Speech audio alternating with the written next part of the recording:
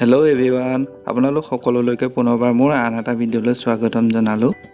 আজি আপোনালোকৰ কাৰণে ভোট জলকীয়া আচাৰ ৰেচিপি এটা আগবঢ়াইছোঁ। ভোট জলকীয়া আচাৰ বিভিন্ন ধৰণে বনাব পৰা যায়। আজি মই আটাইতকৈ সহজ পদ্ধতি এটা দেখুৱাইছোঁ। আজি ভোট জলকীয়া আচাৰখিনি বৌয়ে বনাইছে, মই মাত্ৰ কথাখিনিহে কৈ গৈছোঁ। আশা কৰিছোঁ ভিডিঅ'টো চাই ভাল পাব। আহকচোন আমি চাওঁ কেনেকৈনো বনাইছে।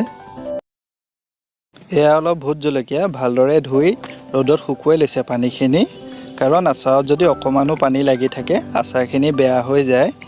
সেই কটাৰ আগত ভালদৰে শুকুৱাই ল'ব লাগিব। আপোনালোকে ৰ'দত দিব নোৱাৰিলেও এখন শুকান কাপোৰেও মুচি ল'ব পাৰে জলকীয়াকেইটা। আপোনালোকে কিছুমানে জলকীয়া গুটি খাই বেয়া পাব পাৰে, সেই নকটাৰ আগতে জলকীয়াকেইটা ফালি তাৰ গুটিখিনি ছাইড কৰি ৰাখি ল'ব পাৰে। আৰু এতিয়া এখন কেঁচিৰ সহায়ে এনেদৰে কাটি লৈছে। এনেদৰে কাটিবলৈ বেছি সুবিধা হয়, তেতিয়া হাতো নপৰে। আপোনালোকে কেঁচি ব্যৱহাৰ নকৰি ছুৰী কটাইও ব্যৱহাৰ কৰি ল'ব পাৰিব। এনেকৈ জলকীয়া ঠাৰিডালত ধৰি ল'ব লাগিব।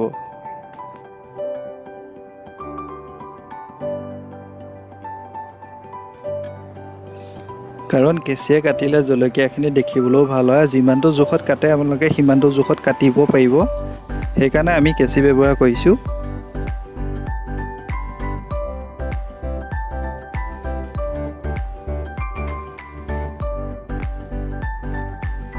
এতিয়া জলকীয়াখিনি কটা হৈ গ'ল।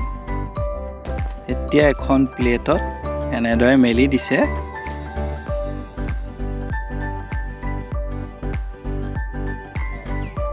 আপোনালোকে এনেকৈ কাটি লোৱাৰ পাছত এনেকৈ মেলি দিব প্লেট এখনত। জলকীয়াখিনি কটাৰ হৈ যোৱাৰ পাছত এনেদৰে প্লেট এখনত মেলি ৰ'দত দিছে, যাতে ইয়াৰ সেমেকা ভাৱটো নাইকিয়া হৈ যায়। কিন্তু বহু বেছি সময় ৰ'দত শুকুৱাব নালাগে। বেছি সময় ৰ'দত শুকুৱাব দিলে আচাৰখিনি টান হৈ যায়। গতিকে 1 ঘণ্টামান ৰ'দত দিলেও হৈ যাব। এতিয়া ৰ'দৰ পৰা আনিলে অনাৰ পাছত অলপ নিমখ সানি দিছে জোখমতে। আপোনালোকে এনেকৈ জলকীয়াখিনিত জোখমতে নিমখ দি ভালদৰে সানি ল'ব। প্লেটখনত নিশ্চয় দেখিছে চাগে কেনেকৈ সানি লোৱা হৈছে, আপোনালোকেও তেনেকৈ সানি ল'ব। নিমখখিনি সনাৰ পাছত এটা শুকান কাঁচৰ বৈয়াম লৈছে। শুকান কাঁচৰ বৈয়ামটোত নিমখ সনা জলকীয়াখিনি ভৰাই দিছে 2খন চামুচেৰে। আৰু যিটো পাত্ৰত ৰাখিছে চাব যাতে তাত অকণমানো পানী লাগি নাথাকে, কাৰণ মই বটলটো ভালদৰে ধুই লৈ ৰ'দত শুকুৱাই লৈছিলোঁ। জলকীয়াখিনি ভৰাবলৈ লওঁতে কেতিয়াও হাত ব্যৱহাৰ নকৰিব। 2খন চামুচ ল'ব, তেতিয়া ভৰাবলৈ বহুত বেছি সুবিধা হ'ব, নহ'লে হাত পুৰিব।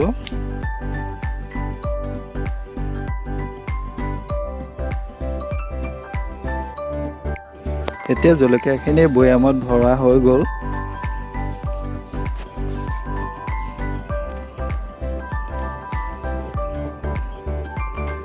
মই বৰ বেছি জলকীয়া লোৱা নাছিলোঁ, খুব কম জলকীয়া লৈছিলোঁ, সেই বটলটোত অকণমান দেখাইছে। এতিয়া জলকীয়াখিনিত কেঁচা মিঠাতেল দি দিছে।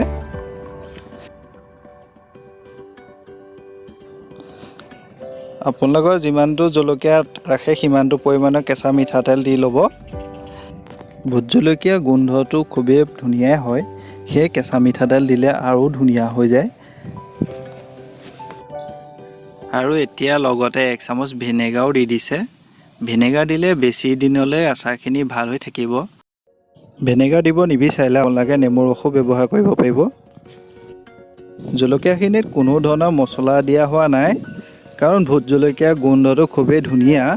মছলা দিলে ইয়াৰ গোন্ধটো নাইকিয়া হৈ যাব, সেইকাৰণে বৌয়ে একো দিয়া নাই। এতিয়া জলকীয়াখিনি অলপ মিক্স কৰি দিছে। এয়া একেবাৰে সহজ পদ্ধতিৰে বনোৱা ভোট জলকীয়া আচাৰখিনি ৰেডি হৈ গ'ল। এতিয়া আচাৰখিনি মাজে সময়ে ৰ'দত দি থাকিব লাগিব। আচাৰখিনি বহুত দিন ভাল হৈ থাকিব আৰু খাবলৈও ভাল হ'ব। আশা কৰিছোঁ ভিডিঅ'টো চাই আপোনালোকে ভাল পাইছে। যদি ভাল পাইছে লাইক, শ্বেয়াৰ, কমেণ্ট কৰি দিব। যিসকলে মোৰ চেনেলটো ছাবস্ক্ৰাইব কৰা নাই সেইসকলে ছাবস্ক্ৰাইব কৰি দিব। কাষতে থকা বেল আইকনটো প্ৰেছ কৰি অল কৰি দিব, তেতিয়া মই আহিবলগীয়া নতুন ভিডিঅ'বিলাকৰ ন'টিফিকেশ্যনবিলাক আপোনালোকে পাই থাকিব। আৰু ভিডিঅ'টো চোৱাৰ বাবে বহুত ধন্যবাদ থাকিলে আপোনালোকলৈ।